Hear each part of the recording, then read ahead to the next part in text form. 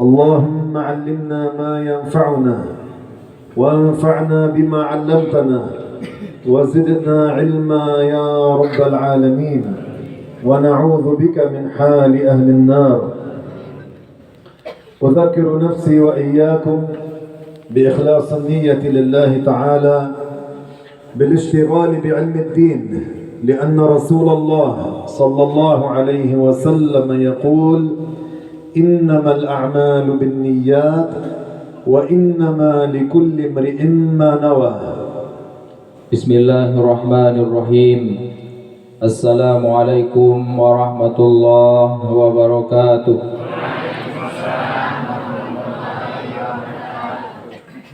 Guru kita memulai dengan memuji Allah, kemudian berselawat kepada baginda Rasulullah sallallahu alaihi wasallam. Mudah-mudahan tercurah kepada keluarga beliau, sahabat beliau dan orang-orang yang selalu mengikuti beliau dalam kebaikan sampai hari kiamat. Kemudian beliau berdoa, mudah-mudahan Allah memberikan kepada kita ilmu yang bermanfaat, kemudian apa yang kita pelajari bisa kita amalkan, dan mudah-mudahan Allah menambahkan ilmu kita. Kemudian beliau berdoa, mudah-mudahan Allah menjauhkan kita dari keadaan penduduk neraka. Kemudian sebelum kita mulai, beliau mengingatkan kepada kita agar kita mengikhlaskan niat di dalam menghadiri majlis ilmu. كلامنا في هذه الليلة بإذن الله تبارك وتعالى عن البدعة وأقسامها. Jadi kajian kita pada malam hari ini tentang bid'ah dan pembagian bid'ah. يقول الله تعالى في القرآن العظيم: وجعلنا في قلوب الذين اتبعوه رأفة ورحمة ورهبانية ابتدعوها ما كتبناها عليهم إلا ابتغاء رضوان الله. هذه الآية نزلت في حق أتباع سيدنا عيسى المسيح عليه السلام. Jadi saya tidak menyebutkan ayat tadi karena nafal. Jadi kesimpulan dari ayat itu adalah bahwasanya ayat ini diturunkan kepada hak Nabi Isa alaihi salam. Allah Ta'ala يقول: وجعلنا في قلوب الذين اتبعوه. وجعلنا في قلوب الذين تبعوه. Jadi Allah Subhanahu wa taala menjadikan di dalam hati-hati orang yang mengikut kepada Nabi Isa alaihi salam. أي أن الله تعالى جعل في قلوب الذين اتبعوا عيسى عليه السلام. Allah Subhanahu wa taala menjadikan di dalam hati orang-orang yang mengikut Nabi Isa alaihi salam ra'fatan wa rahmah. Jadi menjadikan di dalam hati mereka adalah rahmat. Wa haula atba'u Isa al-Masih alaihi salam ibtada'u ar-rahbaniyah. Jadi pengikut Nabi Isa, mereka mengikuti ahli-ahli ibadah di antara mereka. Ar-rahbaniyah hiya al-inqita' 'an ash-shahawat. Rahbaniyah itu artinya ada orang-orang yang memutuskan dirinya dari syahwat. Kana al-wahid minhum yabni sawma'atan khafifatan min tin, laysat ka البيوت التي من الحجارة إنما هي من طين. Jadi ada salah seorang dari pengikut Nabi Isa, dia itu membangun sauma'ah. Sauma'ah itu adalah tempat ibadah. Kalau kita masjid, bagi mereka namanya sauma'ah, yang terbuat dari tanah, tapi bukan seperti bangunan yang sekarang ini sudah ada simen, ada tembok, enggak, tapi terbuat dari tanah. يبنونها في المواضع البعيدة عن الناس. Kemudian sauma'ah itu mereka bangun di tempat yang jauh dari penduduk. لماذا؟ Kenapa mereka bangun jauh dari penduduk? حتى يتفرغوا لعبادة الله. Supaya mereka khusyuk hanya untuk beribadah kepada Allah, jauh dari orang ramai. الله تعالى مدحهم على ما ابتدعوا.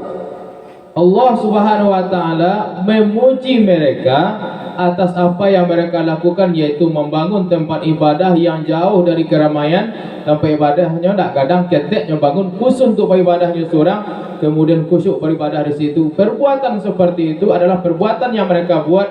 Allah memuji mereka. قال الله تعالى ورهبانية ابتدعوها. Nah, kemudian beliau menjelaskan warahbaniyatan ibtada'uha. Jadi orang-orang rahbaniyah tadi yang memutuskan diri mereka dari syahwat, membuat sesuatu yang baru, yaitu tempat ibadah kecil hanya gunanya untuk beribadah khusyuk kepada Allah, dan tempat ibadah yang kecil itu jauh dari masyarakat. Allah قال ما كتبناها عليهم أي ما فرضناها عليهم. Apa-apa yang kami wajibkan di atas mereka, يعني هذا الذي ابتدعوه من بناء الصومعة في المواضع المنعزلة عن الناس البعيدة عن الناس الله تعالى ما فرضه عليهم. jadi yang mereka buat tadi kan ini berartinya kan suatu yang baru, yang sebelumnya tidak ada. Mereka membuat tempat ibadah kecil yang jauh dari masyarakat, kemudian ini baru dibuat oleh mereka, padahal Allah Subhanahu wa taala tidak mewajibkan kepada mereka itu.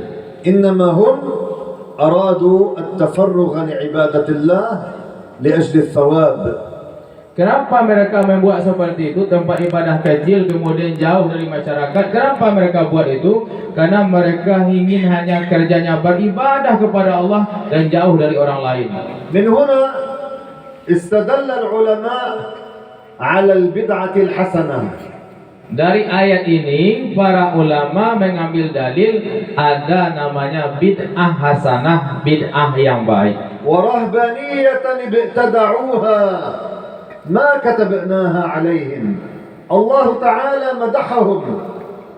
Jadi rahbaniyah tadi orang-orang yang memutuskan diri mereka dari syahwat, membuat sesuatu yang baru. Apa itu sesuatu yang baru? Yaitu tempat ibadah kecil yang jauh dari keramaian, yang sebelumnya tidak ada dibuat itu, dan Allah pun tidak mewajibkan kepada mereka hal itu, tapi mereka buat. Setelah mereka buat, Allah Subhanahu wa taala memuji perbuatan mereka. Maka dari sini dalilnya adanya bid'ah yang baik. فإذا من البدع ما يقال له بدعة حسنة. Kemudian bid'ah itu kalau dilihat dari sisi lain ada juga yang dinamakan dengan bid'ah sayyi'ah.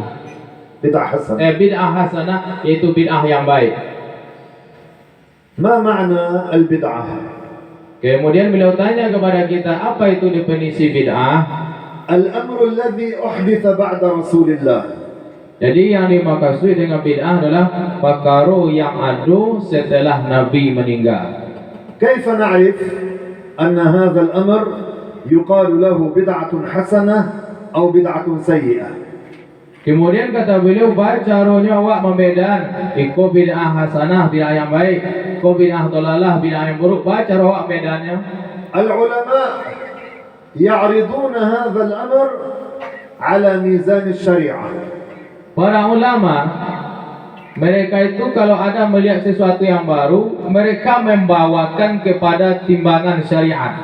Sesuai dengan syariat atau tidak? إذا كان موافقا للشريعة يقال له بدعة حسنة. Jadi sesuatu yang baru yang ada setelah Nabi meninggal, kemudian dilihat kepada syariat, dia tidak menyalahi syariat, itu dinamakan dengan bid'ah hasanah, bid'ah yang baik. وإذا كان لا يوافق الشريعة يقال له بدعة سيئة. Sesuatu yang baru yang adanya setelah Nabi meninggal, kemudian dilihat kepada syariat, dia tidak sesuai dengan syariat, artinya menyalahi syariat, maka itu dinamakan dengan bid'ah dalalah, bid'ah yang sesat. نحن في أي شهر عربي من الأشهر الهجرية؟ Sekarang kita kalau dalam bulan Hijriah, bulan apa sekarang? Safar. بغوث في شهر صفر. طيب والشهر الذي بعده Setelah bulan Safar, bulan apa lagi? في ربيع الأول المسلمون عادة ماذا يفعلون؟ Jadi umat Islam biasanya kalau sudah datang bulan Rabiul Awal, apa yang mereka lakukan di situ? يحتفلون Maulid. بمولد النبي الأعظم صلى الله عليه وسلم. Jadi kebiasaan umat Islam kalau lah tiba bulan Rabiul Awal, mereka merayakan Maulid Nabi. درسنا اليوم عن جواز الاحتفال بمولد رسول الله. Kemudian kajian kita sekarang ini secara khusus menjelaskan tentang bolehnya yaitunya melakukan perayaan Maulid Nabi. لكن لن نكتفي بالقول الاحتفال بالمولد يجوز. Jadi kita untuk menegakkan hujah tidak cukup mengatakan kepada orang, oh ihtifal Maulid Nabi, perayaan Maulid Nabi boleh. Tidak cukup dengan itu saja, harus kita punya dalil. ما أتيت لأقول لكم الاحتفال بالمولد يجوز. بارك الله فيكم والسلام عليكم وأمشي. Jadi beliau bukan datang ke sini beliau mengatakan merayakan Maulid Nabi boleh kemudian baca Assalamualaikum pulang lah. Kan itu. إنما لإعطاء الدليل على جواز الاحتفال. Akan tetapi beliau datang ke sini akan menjelaskan kepada kita dalil tentang kebolehan perayaan Maulid Nabi. لأنه لو جاءكم وهابي Kemudian kata beliau, kok ada tiba orang Wahabi kemari, ورآكم تحتفلون بالمولد kemudian orang Wahabi mencelik gitu sedang merayakan Maulid Nabi. هؤلاء الوهابية يحرمون الاحتفال. Orang-orang Wahabi itu mereka itu mengharamkan perayaan Maulid Nabi. هؤلاء طائفة ليسوا على الإسلام. Jadi orang Wahabi itu, kelompok Wahabi adalah kelompok yang tidak di atas agama Islam. يدعون الإسلام. Mereka hanya mengaku Islam.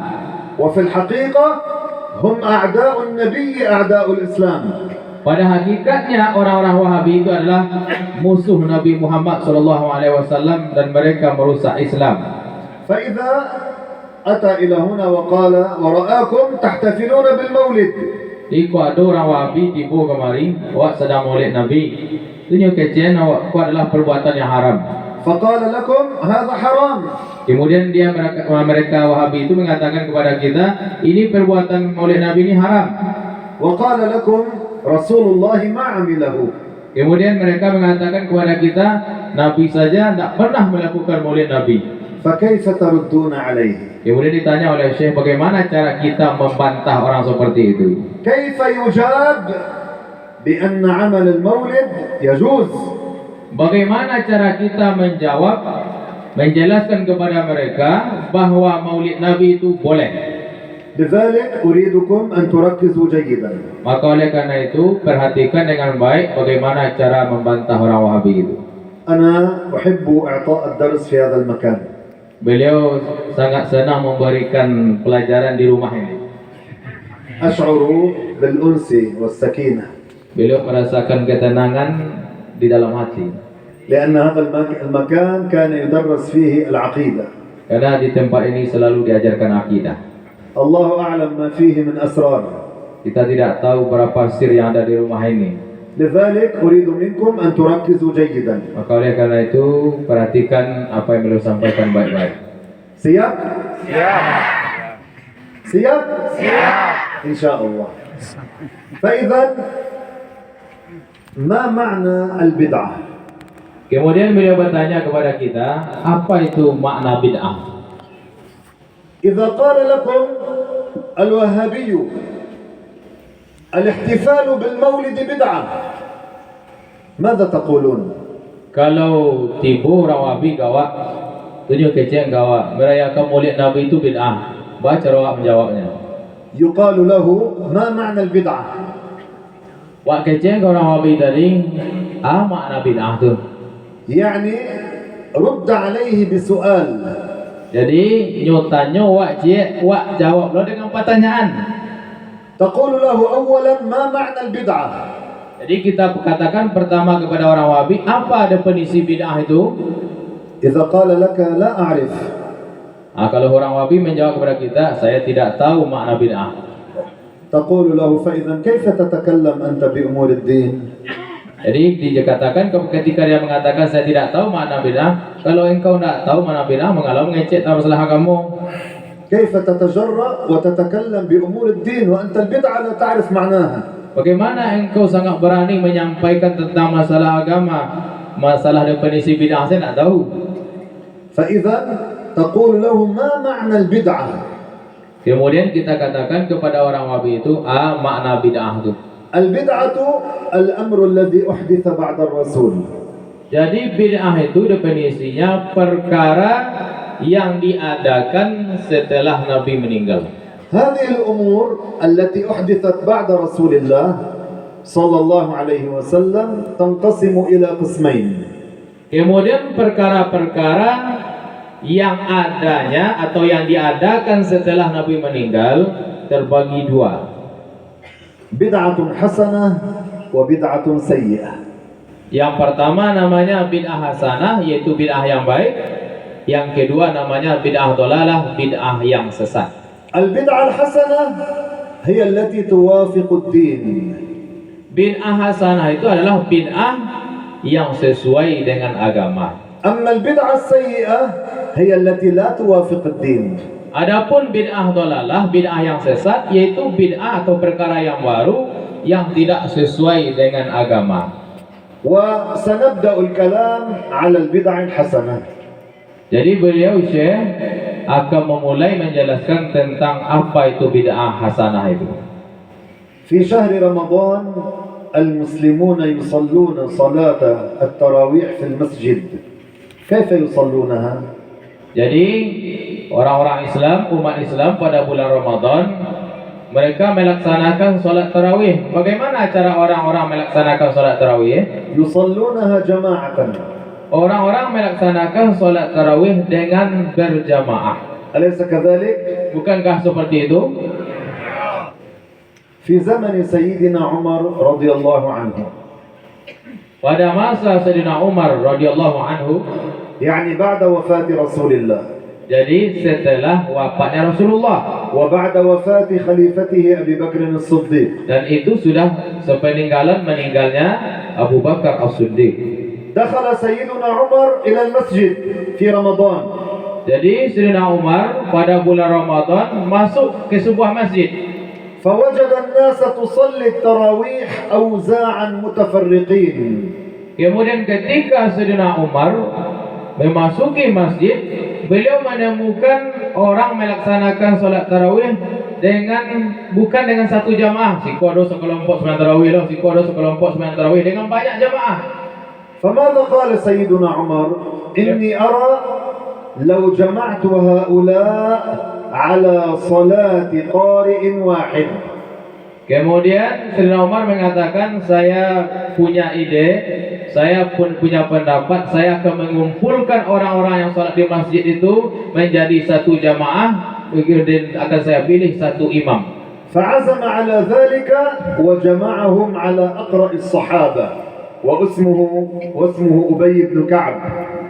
Jadi Sayyidina Umar setelah terkata dalam hati beliau seperti itu, kemudian beliau kumpulkan semua orang yang dalam masjid tadi, beliau jadikan satu jamaah, beliau pilih yaitunya sahabat yang paling qori dan paling bagus bacaannya, yaitunya Ubay ibnu Ka'ab. ثم دخل إلى المسجد سيدنا عمر فوجدهم يصلون جماعة واحدة بصلاة أبي رضي الله عنه. Kemudian beliau kembali masuk ke masjid, beliau sudah menemukan orang-orang salat berjamaah dengan satu jamaah saja, yaitunya imamnya Ubay ibnu Ka'ab. فماذا قال سيدنا عمر؟ Kemudian ketika Sayyidina Umar sudah melihat masyarakat ketika itu sudah salat berjamaah dengan satu jamaah saja, apa yang dikatakan oleh Umar ibn Khattab? اسمعوا الدليل. Coba dengarkan dalilnya. قال نعم البدعة هذه. Kemudian ketika Sayyidina Umar melihat orang sudah berjamaah dengan satu jamaah, beliau langsung mengatakan, ni'matil bid'atu hazihi, sebaik-baik bid'ah adalah bid'ah ini. نعيد. قال عمر رضي الله عنه سما. Kita ulang bersama-sama. قال عمر Qala Umar radhiyallahu anhu. Ni'mah al-bid'atu hadhihi. Ni'mal bid'atu hadhihi. Ni'mal bid'atu hadhihi. Bil Indonesia. Kemudian kita terjemahkan, sebaik-baik bid'ah adalah bid'ah ini. Sebaik-baik bid'ah adalah bid'ah ini. Sebaik-baik bid'ah adalah bid'ah ini. Jadi maksud sebaik-baik bid'ah adalah bid'ah ini adalah perbuatan beliau mengumpulkan orang solat tarawih dengan satu jamaah. Kan belum ada zaman Nabi, beliau yang membuat, maka beliau sebaik-baik yang baru adalah yang aku lakukan ini. Itu maksudnya. Kita ulang dengan bahasa Indonesia. Sebaik-baik bid'ah adalah bid'ah ini. Sebaik-baik bid'ah adalah bid'ah ini. Sekarang jamaah semua aja yang membaca tanpa saya bimbing. 1, 2, 3. Sebaik-baik bid'ah adalah bid'ah ini. Lagi. Sebaik-baik bid'ah adalah bid'ah ini. Lagi. Sebaik-baik bid'ah adalah bid'ah ini. Alhamdulillah. Fa'idhan Sayyiduna Umar Khalifatu Rasulillah sallallahu alaihi wasallam ماذا قال نعم البدعة هذه. Jadi kata beliau, Sayyidina Umar, beliau adalah seorang khalifah Rasulullah sallallahu alaihi wasallam, mengatakan ni'mal bid'atu hazihi, sebaik-baik bid'ah adalah bid'ah yang aku lakukan ini. فإذا أولا يقال له للوهابي ما معنى البدعة. Jadi beliau simpulkan, di tipu orang Wahabi kepada awaknya mengecen bid'ah itu adalah bid'ah yang salah. Wak kecen ke orang Wahabi ada definisi bid'ah. فإذا قال الأمر الذي أحدث بعد رسول الله. Kalau orang Wahabi itu mengatakan yang bid'ah itu adalah suatu perkara yang dibuat setelah Rasul meninggal. يقال له طيب سيدنا عمر جمع الناس على صلاة أبي. Ayo kalau lain model itu, tapi kan Sayyidina Umar mengumpulkan masyarakat, yaitunya untuk melaksanakan salat tarawih dengan satu jamaah dan memilih Sayyidina Ubay bin Ka'ab sebagai imamnya. وماذا قال سيدنا عمر بالإندونيسية؟ Kemudian apa yang dikatakan oleh Sayyidina Umar? Apa artinya tadi dengan bahasa Indonesia? فإذا قال الوهابي هذه بدعة حسنة. Kemudian ketika katakan dalil dari Sayyidina Umar tadi, kemudian kalau berkata orang Wahabi, ini kan bid'ah hasanah. فإذا يقال له أنت سلمت أن من البدع ما يقال لها بدعة حسنة. Kalau lain pada itu berarti engkau kan menyetujui adanya bid'ah hasanah. فقولك عن المولد من قال عن المولد عن احتفال المولد هو بدعة. نعم هو بدعة لكن بدعة حسنة. Kemudian dikeceng ke orang Wahabi, engkau kan mengatakan maulid ini adalah bid'ah. Iyo betul bid'ah, tapi kau adalah bid'ah hasanah, bid'ah yang baik. لأن من البدع ما هي بدع حسنة. Jadi karena ada bid'ah itu yang dinamakan dengan bid'ah hasanah, yaitu bid'ah yang baik. بدليل ما قال سيدنا عمر نعم البدعة هذه. Kok bisa wak pahami adanya bid'ah hasanah, yaitu dengan perkataan Sayyidina Umar tadi, ni'mal bid'atu hazihi, sebaik-baik bid'ah adalah ini, berarti itu menunjukkan adanya bid'ah yang baik. أمر ثاني. Kemudian perkara yang kedua, في زمن سيدنا عثمان. Pada masa Sayyidina Utsman رضي الله عنه أي بعد وفاة رسول الله وبعد وفاة أبي بكر وبعد وفاة عمر في زمن سيدنا عثمان رضي الله عنه. Jadi pada masa Sayyidina Utsman, dan itu setelah meninggalnya Rasul, sudah meninggalnya Abu Bakar, setelah meninggalnya Sayyidina Umar. الأذان في يوم الجمعة كان أذانا واحدا. Dulu sebelum masa Sayyidina Utsman bin Affan, azan pada hari Jumat itu hanya